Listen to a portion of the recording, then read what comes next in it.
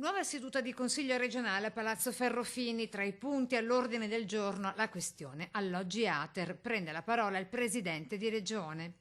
Abbiamo fatto un sacco di proiezioni. Le proiezioni ci dicono che la nuova legge va bene rispetto ai nuovi inquilini. Le proiezioni ci dicono che la nuova legge ci permette di aver allocato delle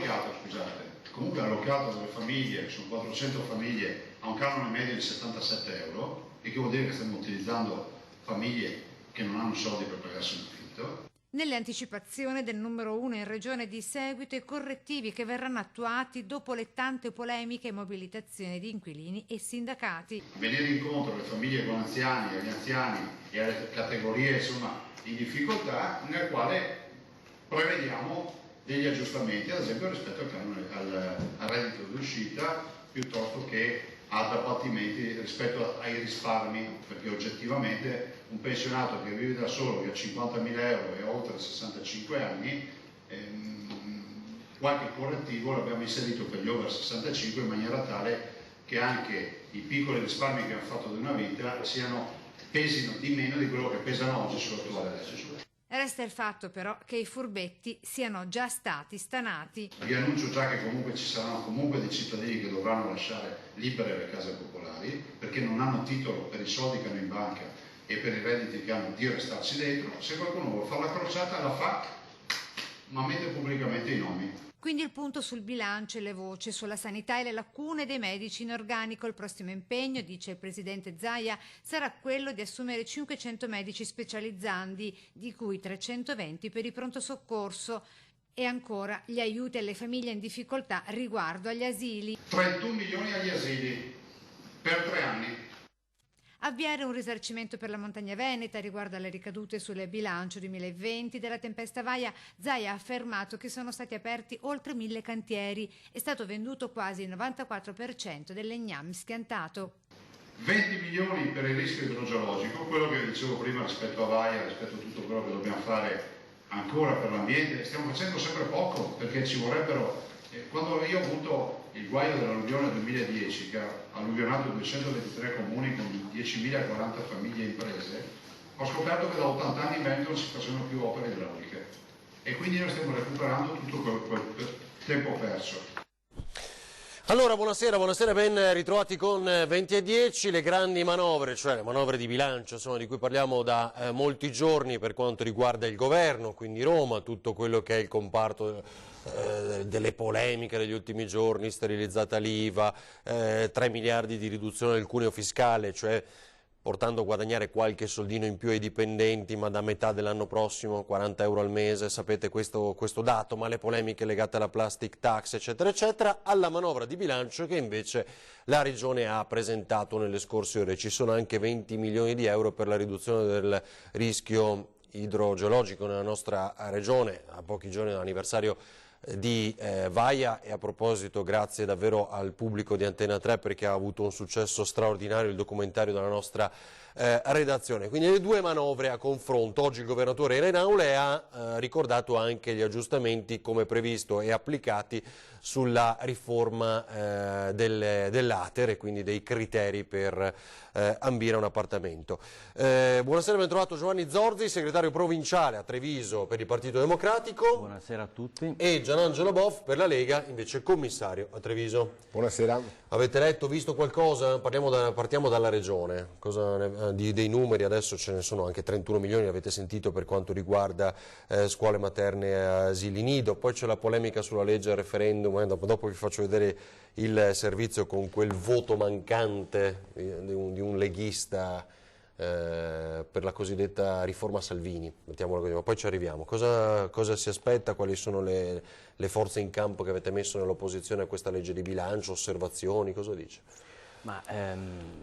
Zaia dice che la riforma sulle case popolari va benissimo, a tal punto che è stato costretto a applicare dei correttivi sulla base di quella che è stata una vera e propria protesta popolare, nel senso che al netto dei furbetti che sono stati giustamente colpiti, ci sono migliaia di inquilini, per lo più anziani o persone in condizioni di svantaggio e necessità, che si trovano adesso con un aumento del canone ben superiore alle proprie possibilità o addirittura a rischio sfratto. Quindi bene che abbia accolto alcune delle proposte che sono state presentate dalle opposizioni e dal movimento sindacale. Questo vuol dire che non è andata così bene la legge regionale sulla riforma dell'ATER come ha annunciato. L'impegno sul dissesto idrogeologico va benissimo, è chiaro che noi chiediamo invece che ci sia uno sforzo maggiore. La nostra regione è una regione che ha il tasso di consumo di suolo più alto in Italia, l'area più inquinata d'Europa, e quindi è chiaro che chi ha la responsabilità di governare questo territorio deve prendere di petto queste emergenze. Quello che mettono a bilancio, che la Lega, che Zaia intende mettere a bilancio quest'anno, per noi è chiaramente insufficiente. Sono 17 miliardi il totale della manovra regionale, cioè pensate insomma, quindi quanto pesa. Chiaro, insomma, è sempre più o meno così. Vi leggo solo qualche altro dato, sentiamo Boff. Intanto Zaia la presenta ancora una volta quest'anno come l'unica regione tax free, cioè il fatto che non applichi l'IRPEF regionale, quindi è una cosa su cui punta sempre. Boff? Quindi parliamo dell'assunto che parliamo di una manovra di bilancio in cui non vengono messe le mani nelle tasche dei cittadini e non viene introdotta l'IRPEF regionale, e quindi partiamo intanto da questo presupposto.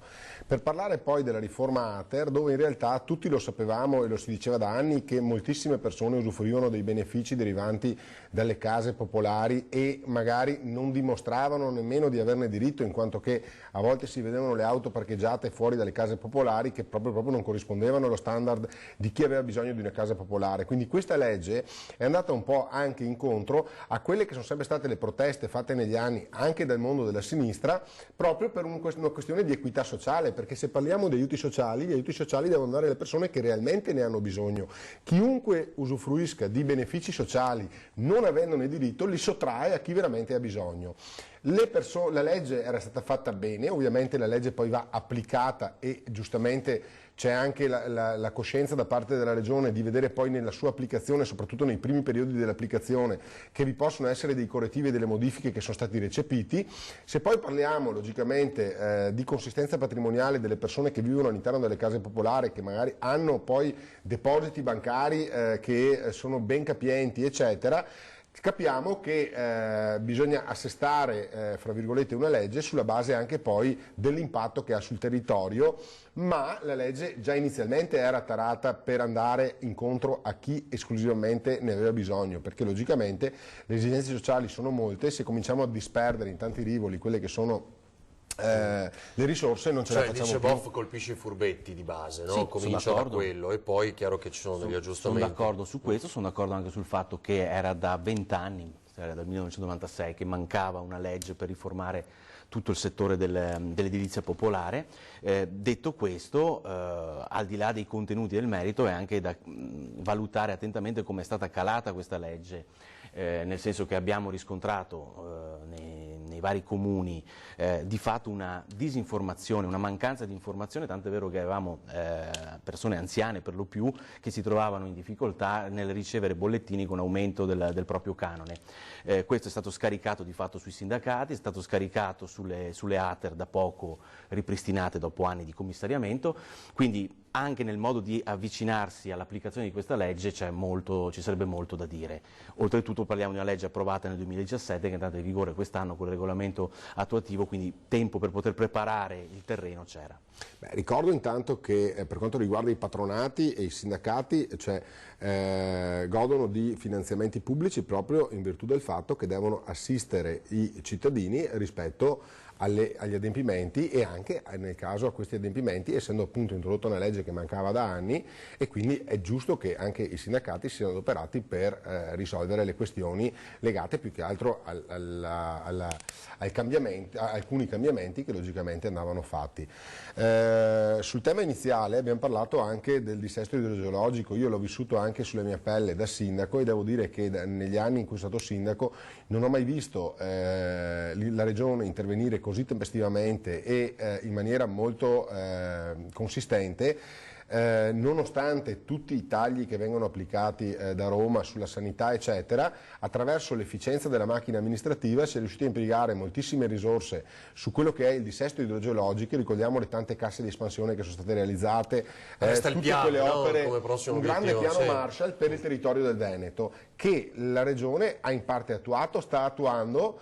Sicuramente quando il governo, e spero sarà questo governo, così saremo tutti quanti felici, anche il collega Zorzi qui, quando questo governo concederà al Veneto l'autonomia, sicuramente avremo molte più risorse da destinare al dissesto idrogeologico del territorio, al nostro ambiente, al nostro clima, e riusciremo con le tasse dei veneti, con le tasse che pagano i veneti, a risolvere il problema dei veneti. Vabbè, c'è un'altra polemica sull'autonomia, diciamo, perché dopo la puntata di Report dell'altro giorno, insomma, qualcuno si è indignato perché inevitabilmente toglie ad altre latitudini. Questa è la chiave un po' di lettura che ha dato l'analisi di Report, no? Che è quello che ci sentiamo dire da mesi, però. Sì, l'analisi che è stata presentata ieri sera su Report dimostra una cosa che qui è scontata, cioè viviamo in un territorio nazionale che è attraversato da profonde fratture territoriali, fratture sociali, e quindi su questo bisogna lavorare. Ci sono i dati che sono usciti oggi dello Svimez che dicono di un ulteriore calo nell'occupazione del Sud. È evidente che non possiamo far finta che ciò non ci sia, non esista, non possiamo rimanere fermi nei nostri confini regionali. Credo che sia il caso di ragionare invece su un piano di rilancio che riguardi tutto il territorio nazionale. In questa direzione va il contributo del Ministro Boccia, nel fare in modo che tutti i cittadini italiani possano godere degli stessi diritti di cittadinanza e dello stesso livello essenziale di prestazioni pubbliche. Stiamo mettendo mano, ai sensi dell'articolo 117 della Costituzione, sulla legge appunto per i famosi LEP che serviranno a determinare i fabbisogni standard, da lì poi le risorse da attribuire alle regioni e poi una valutazione che verrà fatta sulle materie. Quindi il percorso la legge quadro va in questo senso, una legge finalmente in cui il Parlamento, che è il luogo dove vengono rappresentati tutti gli interessi della nazione, si verrà chiamato in causa, quindi non su più questo ormai avete accettato anche voi. Io parlerei anche di costi standard, perché non è possibile che noi come Regione del Veneto e come molte altre regioni del Nord siamo costretti a finanziare servizi al Sud che poi in realtà non arrivano ai cittadini, perché poi i cittadini di quelle regioni vengono a curarsi in Veneto, per erogare dei servizi che costano nettamente di più di quello che costano in Veneto. Quindi lì non si tratta di finanziare o di andare ad aiutare in maniera sussidiaria delle regioni che sono in difficoltà, si tratta espressamente di finanziare il malgoverno, di finanziare gli sprechi, di finanziare la mala gestione e l'utilizzo dei fondi pubblici. Quindi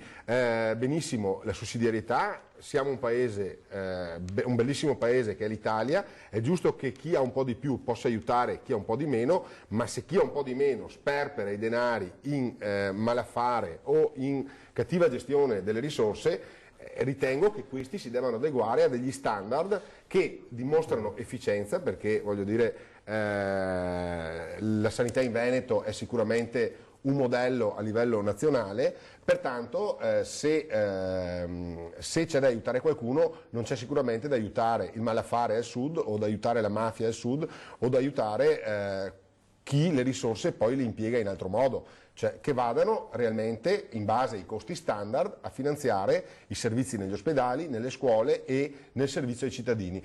E ritengo che con un'autonomia che tenga conto dei costi standard di questo sicuramente saranno molto più soddisfatti anche i cittadini del Sud, perché finalmente avranno degli amministratori responsabilizzati rispetto alla gestione delle risorse.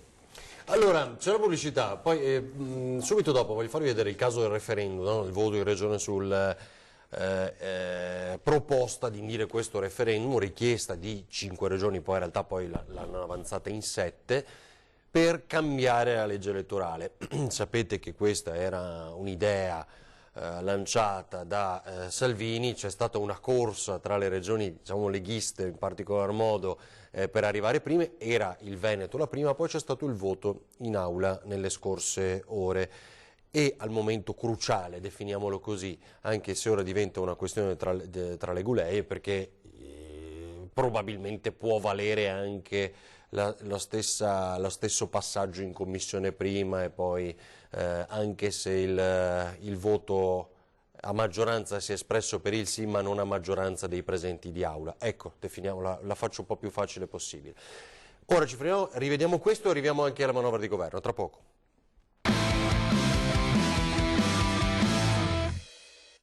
Professionale.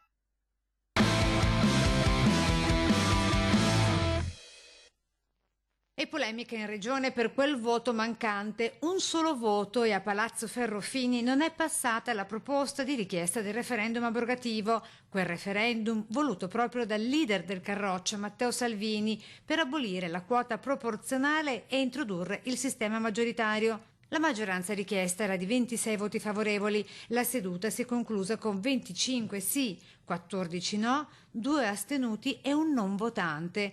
E già, tra oppositori e alleati, si dice che il voto mancante poteva essere proprio quello del numero 1 in regione. Il voto c'era, era in consiglio e per un misunderstanding, per un'incomprensione, la consigliera che poteva votare non è riuscita a votare, non serviva a nulla il mio voto perché c'erano tutti i voti. Dall'opposizione immancabili le ovvie e pungenti stilettate con PD e pentastellati in testa e con Zaia che stempera anche il caos nato con gli alleati, Fratelli d'Italia in primis. Il caos con nessuno, c'è la libertà di coscienza, di voto e siamo in democrazia, ognuno vota come vuole. Peraltro per questo provvedimento, che è un provvedimento nazionale, che non riguarda niente con le attività della Regione, ma che vuol chiedere di modificare la legge elettorale e andare subito al voto.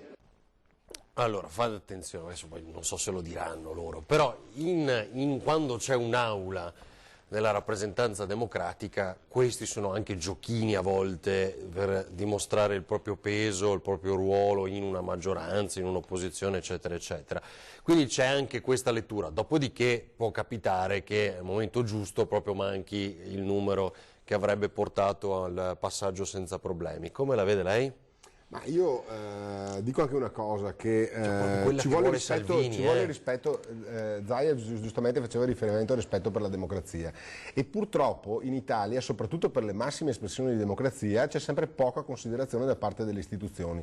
Ricordo che vi fu un referendum che io votai da giovane ragazzo, dove veniva chiesto agli italiani se volevano, dopo le varie quarantennio di governi che si alternavano senza mai una maggioranza che si prendesse la responsabilità di governare, venne chiesto ai cittadini di avere un sistema elettorale se maggioritario o proporzionale. I cittadini decisero chiaramente che volevano un sistema elettorale maggioritario, così come hanno moltissimi paesi in Europa e nel mondo, dove chi vince governa, si assume le responsabilità di ciò che fa, torna alle urne, se ha fatto bene viene riconfermato, altrimenti se ne va a casa.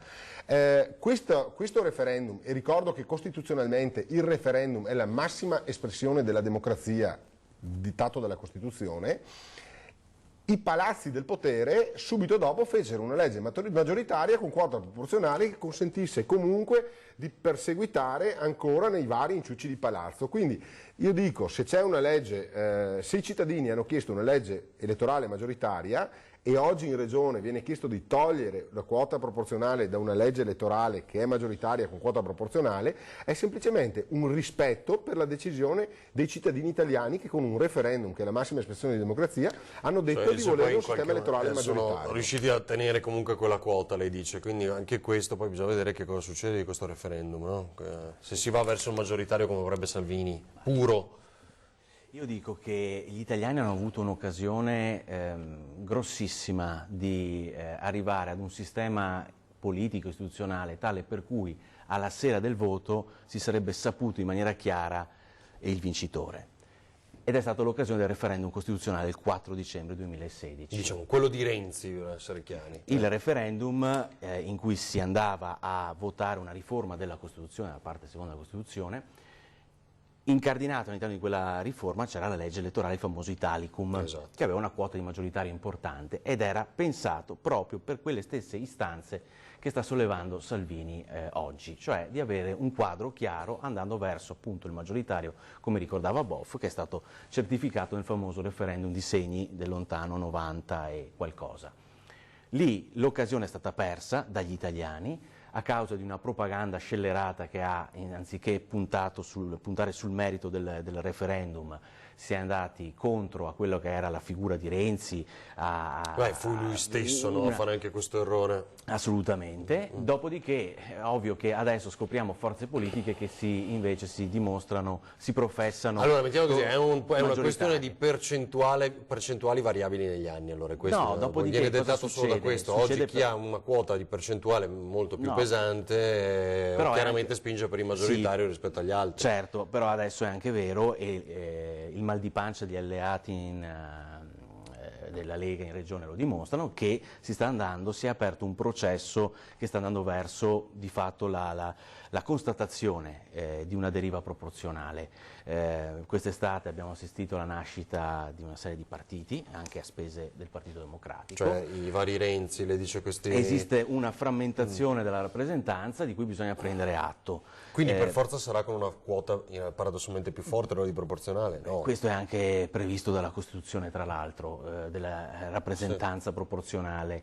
Detto questo, noi dobbiamo prendere atto appunto di quello che è un processo che riguarda gli equilibri politici, cioè la frammentazione della rappresentanza mi pare che sia sotto gli occhi di tutti e credo sia anche dovuto anche al contesto socio-economico che stiamo vivendo, in cui appunto molti sono le istanze, molti sono i bisogni che hanno bisogno di essere rappresentati politicamente, quindi ci sono dei momenti in cui è difficile riuscire a organizzare e ordinare questi... Voglio chiedervi un'ultima cosa perché non so se il tempo voleva replicare? Ancora? No, chiedo un flash e poi arriviamo al caso Emilia Romagna. Fa riferimento al referendum di Renzi che più che definire un referendum sulle leggi elettorali era il referendum minestrone, nel senso che in quel referendum c'era dentro di tutto, dalle trivelle all'abolizione del Senato, alle province, alla legge elettorale. Probabilmente se Renzi, come gli viene bene nei media, fosse stato chiaro anche nel referendum chiedendo i singoli temi uno per uno, probabilmente i cittadini si sarebbero anche espressi nel merito. In realtà ha fatto un minestrone per far passare attraverso una comunicazione mediatica di facciata alcuni temi che magari potevano toccare l'opinione pubblica e inserirci dentro tutto il resto che gli poteva andare bene per altri scopi, anche quello di togliere l'autonomia alle regioni, quella poca che c'era di toglierla. Quindi se ha perso un referendum non è che ha perso contro la Lega, ha perso contro Forza Italia o ha perso contro i cittadini italiani. È stato strumentalizzato quel referendum dalle forze politiche avversarie a Renzi e al Partito Democratico. Ma non sottovaluterei gli elettori, perché gli elettori non si fanno strumentalizzare, gli elettori vanno alle urne con la scheda, votano e decidono, e quel giorno che sono stati chiamati a votare il referendum hanno bocciato Renzi perché gli hanno detto che le cose che proponeva non venivano accettate dal popolo.